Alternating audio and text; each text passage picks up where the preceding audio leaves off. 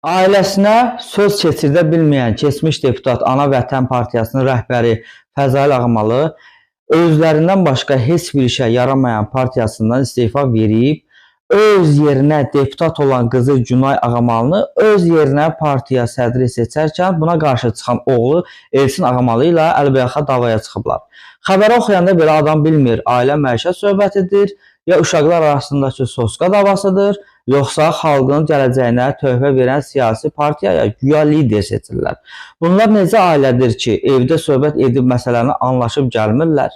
Yəqin oğlu görür ki, deputat bacısı olub, mülklər də bir-bir əlindən çıxıb sabah yez nəyə qismət olacaq? İndidən ata mülkü kimi gördüyü hər şeyi ələ keçirtmək üçün qol gücünə, atası ilə olsa belə əlbəyaxa davaya start verib.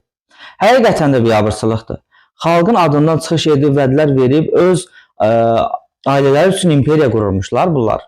Bəs xalq, bəs seçicilərə verilən vədlər, görəsən bunlar müharibə vaxtı niyə cəbhədə döyüşmək üçün belə cəmfəşanlıq etmirdilər? Etdikləri hərəkətlərə görə özlərini kənara qoyaq. Azərbaycan xalqından utanmırlarmı? Bəs yaxşı,